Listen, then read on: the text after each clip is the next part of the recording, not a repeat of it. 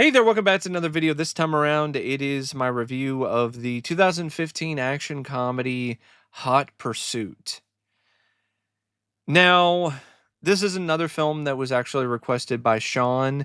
In fact, this was the Hot Pursuit that he requested for me to review. It wasn't the John Cusack one, but I'm still glad I saw the John Cusack one because I got to see a great John Cusack performance. This, on the other hand, was not very good. It was as weak and as lame as I thought it was going to be. Uh, I actually remember the advertisements for this. I remember the trailers. I remember the TV spots from back when this film was still getting a bit of hype and the studio was trying to garner interest in the film. And I always remember when I saw the TV spot on television, I would just roll my eyes, and after finally sitting down and watching the entire thing, yeah, it's an eye-rolling kind of movie. It's the kind of film where you just roll your eyes and shake your head, and you're like, "Really? Like, they spent money on this? You have Sofía Vergara and Reese Witherspoon, and those are your two leads, and you saddled them with this?" So Hot Pursuit is directed by Anne Fletcher. And prior to Hot Pursuit, Anne Fletcher did The Proposal, which is a pretty decent rom com. She also did 27 Dresses, Step Up, um, The Guilt Trip. After this, she did Hocus Pocus 2 and Dumplin'. And this was her last film that she did that got a theatrical release. And you can see why. Um, this is the most lazy, just uninspired directing job imaginable. Really not much passion here, really not a whole lot of innovation, just very safe and boring direction for the most part. There's a couple shots that are pretty good, but they're wasted most of the time because they're used for very boring scenes. It's like, oh, cool, there's a cool camera angle, but it's just a shot of a pickup truck at night. Really, you could have done that and utilize that particular camera angle in a sequence that's more exciting or more interesting, but that's not what happens. The framing is fine. The shot selection is so.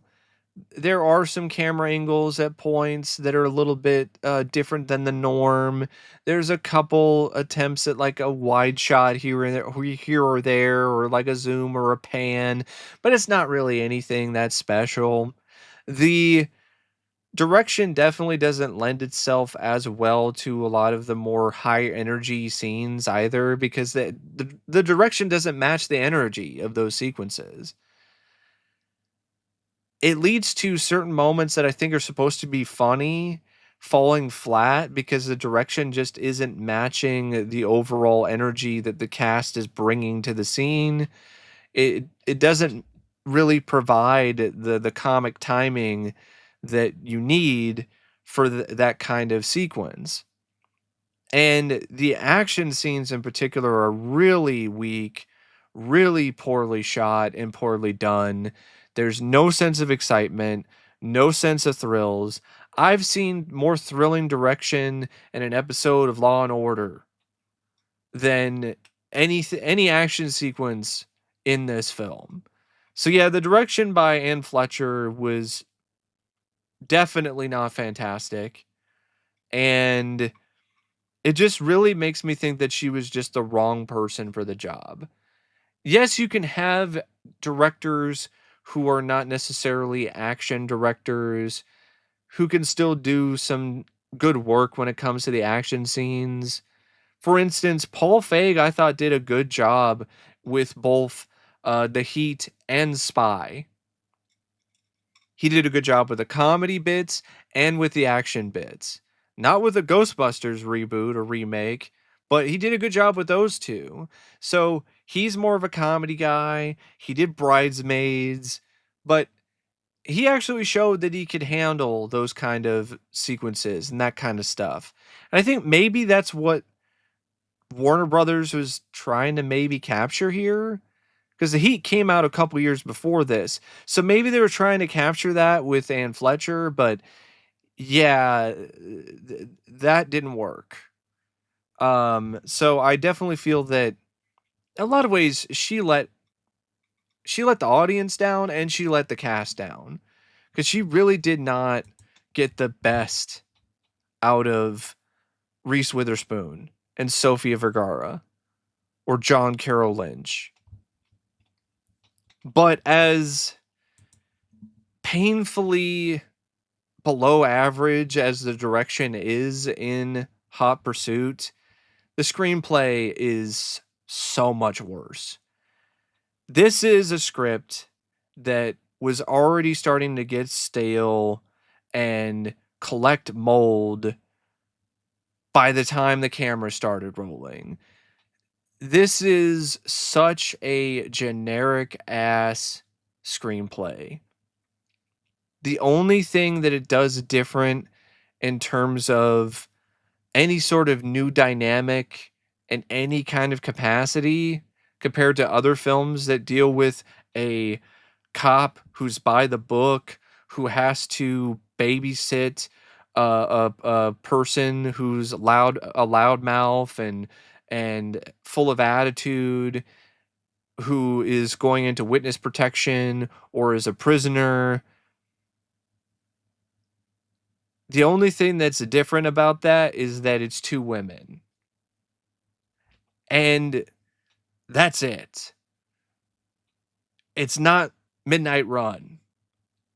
It's not even another Midnight Run. It's not even any of the other Midnight Run made for television movies. Like, those scripts are better than this. And that's saying a lot, since those are television movies.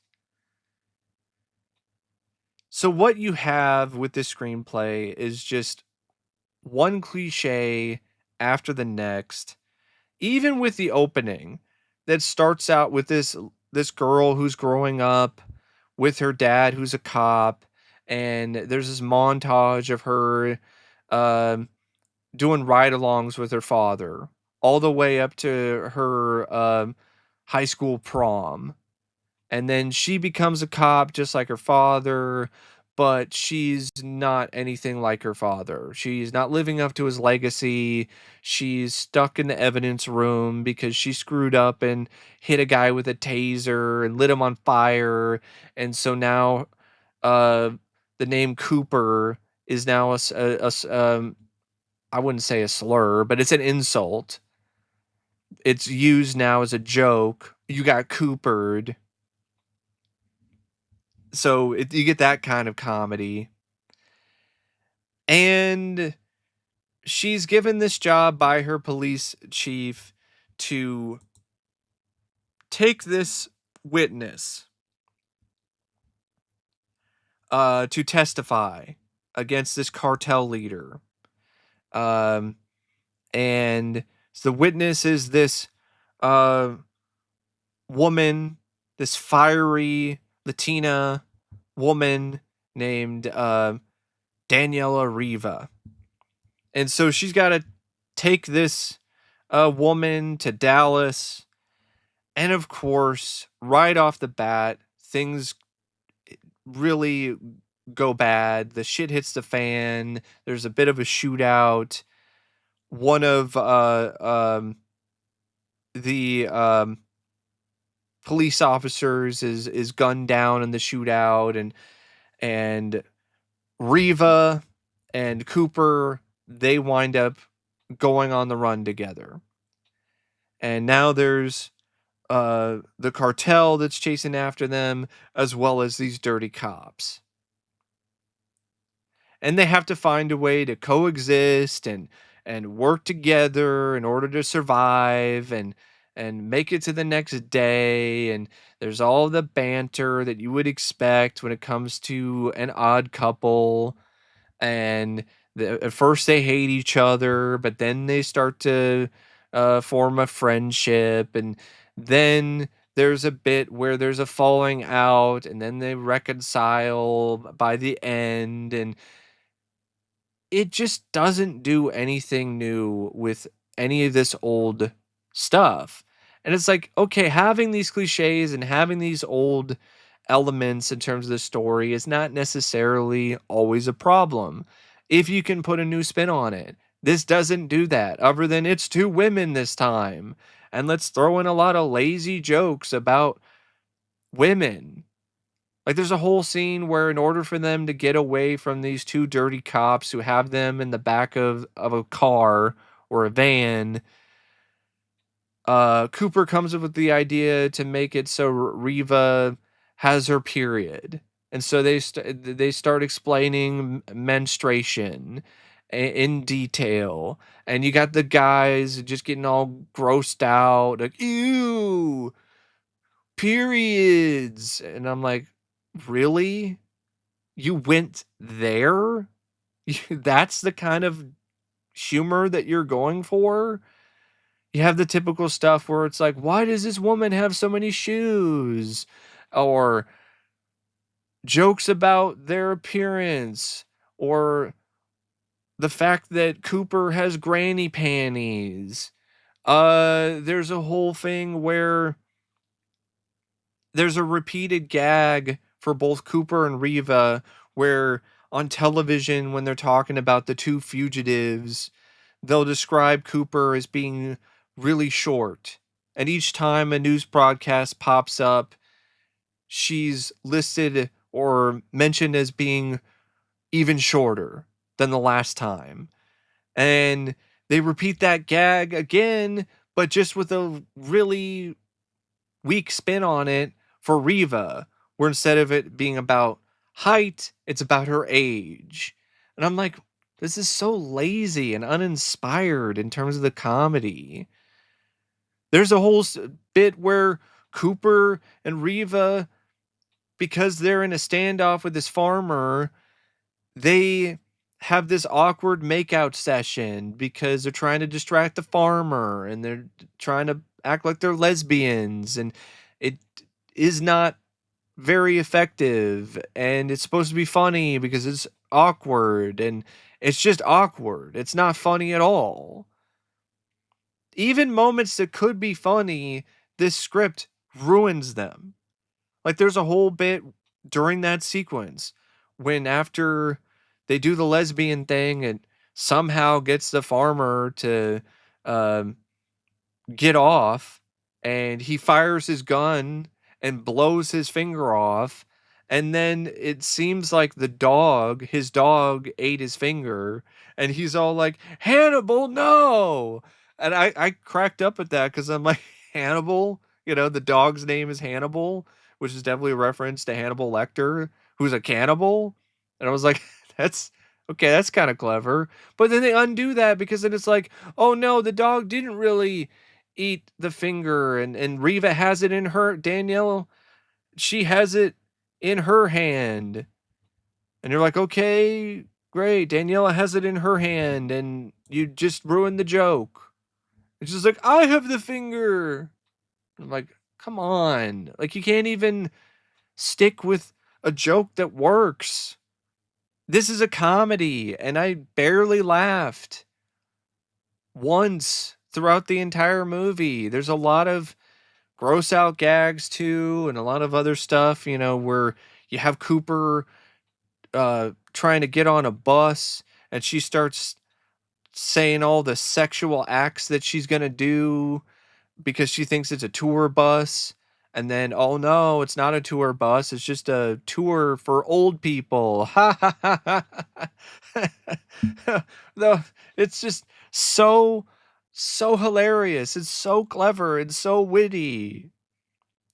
There's even a bit where she gets exposed to a crazy amount of cocaine and just starts talking a million words per minute. And the only thing that made that scene kind of funny is Reese Witherspoon's acting. It wasn't really what was in the script. And the action, what little of it is even present in the script, is completely forgettable. There and the opposite of exciting. It's not exciting at all in any possible way, shape, or form. It's really tame, lame chases and weak ass shootouts. Like really weak shootouts. Like even the climax is just an anticlimax. It is such an anticlimax. Oh, there's the bad guy who's in a room with Daniela, and Daniela's gonna shoot him, but uh, Cooper shows up and gets her to put the gun down, and then Cooper arrests him, but he still pulls out a gun, and he's gonna shoot Daniela. So then Cooper shoots the bad guy.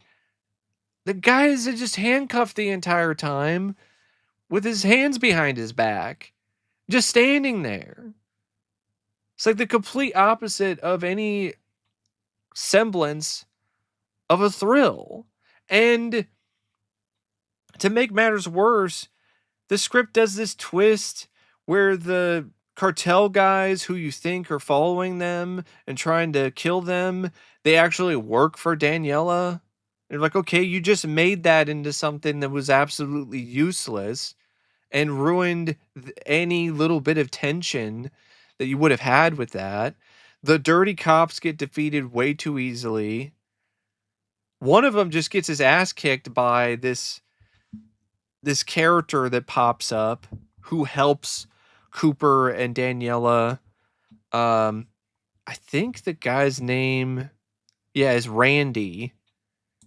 And I'll give the script this. I didn't mind the stuff with Randy, and I didn't mind the romance between him and Cooper.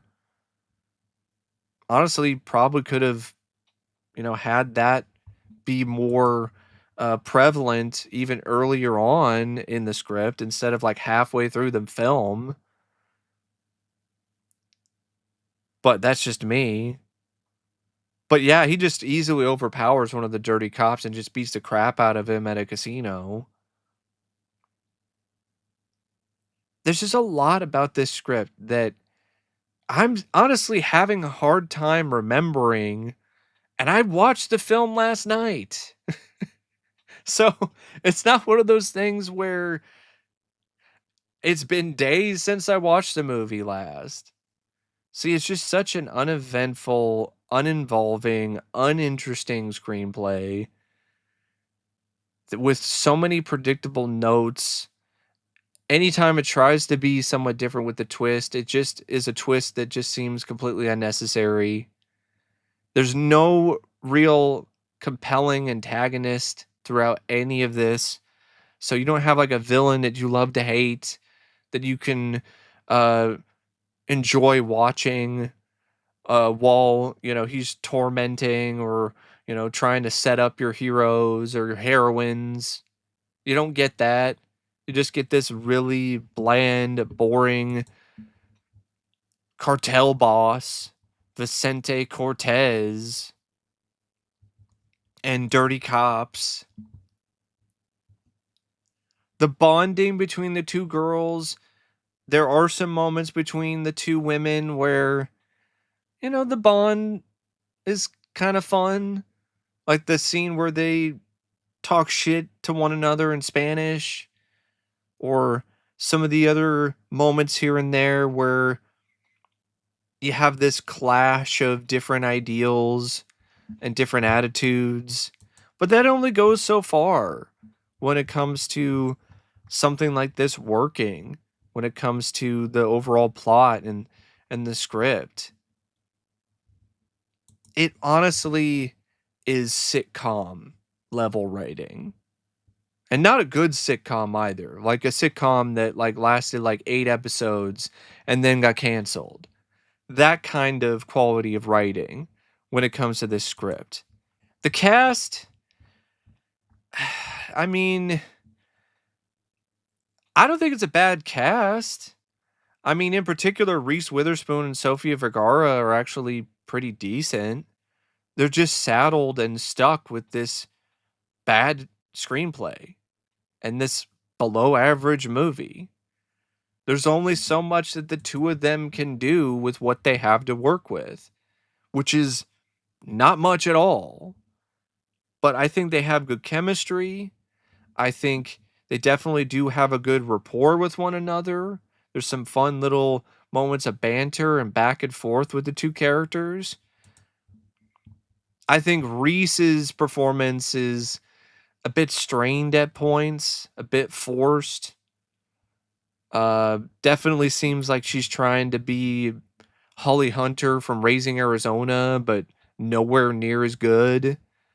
So I would say out of the two leads, she's I would say the lesser of the two leads, but she's still fine. But Sofía Vergara, I thought, did a really good job. Like, she's one of the reasons why I could kind of watch this movie. Not just because she's absolutely stunning and gorgeous, but also because you could tell she was having fun with it, and she has some genuine comic timing and a good deadpan, and any moment in this that somewhat worked comedy wise was due to her. And I don't even think it was necessarily due to the script. It was just due to her being naturally funny and charismatic. I also didn't mind Robert Kazinsky as Randy. I felt that he did a pretty decent job playing this character and making you like the guy despite the fact that, he's on parole. Like, he's not perfect. He's definitely got some flaws, but he seems like he's got a good heart to him and has a crowd pleasing moment where he beats the crap out of a dirty cop at the casino. Um, Now the villain, like Joaquín Cosío, is Vicente Cortez. Like, I mean, I can't really say that much about his performance because he barely played a character. So he stood there and looked kind of menacing. So, all right, I guess he did his job, but that's about all I can really say. John Carroll Lynch as Captain Emmett. I don't really think it was like a bad performance, but it was definitely not one of his best. It was just very run of the mill, very mediocre. Um, the other actors, who played the dirty cops, like Matthew Del Negro and what was it, Richard T. Jones or Michael Mosely, like both of them. I actually think it was Matthew Del Negro and Michael Mosely. The two of them, they were just so as well. You have Mike Br- Birbiglia. Sorry, I can't say his name. I've always had a hard time saying this guy's last name. Mike Birbiglia is Steve. He plays this guy who shows up in the opening of the movie who like went on a date with Cooper and Cooper's too intense for him, so he decides to leave the date and she's chasing after him to give him his wallet back, and he was okay. Might have been interesting to see him play one of the dirty cops just to kind of switch things up a little bit in terms of the casting. And you also have Jim Gaffigan, who's another comedian. He plays the farmer who blows his finger off. So, I mean, the cast, it's not the most amazing, stellar cast, but the cast is good and capable enough. And especially the two leads do enough good work that it feels like their efforts are thrown in the garbage because of just how poor so many other aspects of this film are. Now, the cinematography, it's not anything that special or that great. It looks all right, I guess. It definitely has this kind of TV look to it, though, at points. The editing by Priscilla Ned Friendly. The editing, I'm not going to say it's choppy, but it definitely isn't something that enhances the few action scenes that are there or the few moments of really high energy comedy. So the editing definitely doesn't elevate the film. It's just kind of another element of the movie that's just there. Like, okay, there's some edits here and there, but they're not edits that are particularly that interesting or particularly that strong or memorable. The music by Christoph Beck, I don't remember a single note from this score. The soundtrack, like the songs they use for the soundtrack, there's a couple country songs that are all right, but I hated the fact that they used Black Betty. I'm so sick and fucking tired of hearing that song. Like around this time period in the 2010s, or honestly throughout the entire 2010s, for whatever reason, so many films kept using "Oh Black Betty, bam bam bam, oh Black Betty, bam bam bam, oh bam bam bam, damn damn." I'm like, oh, shut the fuck up! Stop using that song. It's not really that great of a song for one, and they use it for like all these movies and action sequences and comedy bits, or like the scene where Reese Witherspoon and Sofía Vergara are fighting each other in the hotel room, and Black Betty, bam a bam, and I'm like, come on, stop it. Can we use a different song? Like, did they only use that song because it was like cheap to license? That's the only thing that makes any sense, because I don't really remember back in the 2010s anybody being like, you know what song I really love? Black Betty, bam, a bam, Black Betty, bam, a bam. Because I don't really remember a lot of people being like, man, that's one of my favorite songs. Because you would think that it is, because it was in almost everything. Maybe not almost everything, but it just felt like it because it was just in so many movies. And it's crazy to me that this film was like 87 minutes, and it's got slow pacing because of the fact that you're not that interested in the story because it's so cliched and dull. The characters, there are some moments with them that's kind of fun, but there's not enough of that to really continually maintain your intrigue or your interest in the movie. The comedy is pretty weak and unfunny most of the time. The action is very limp and incredibly lame and lazy. So you don't really get a lot of that. You don't get good action, you don't get good comedy, you don't get a good script with a good plot. So what is there to really continue to be invested in other than, oh, there's Sofía Vergara looking hot, or a couple moments between Reese Witherspoon and Sofía Vergara when it comes to their banter back and forth. You could tell the two of them enjoyed making the movie just by the blooper reel at the end credits. And you know what? That's one of the best things about this film. You know you have a bad movie when the blooper reel at the end is one of the best things about the film. That's a rule for me.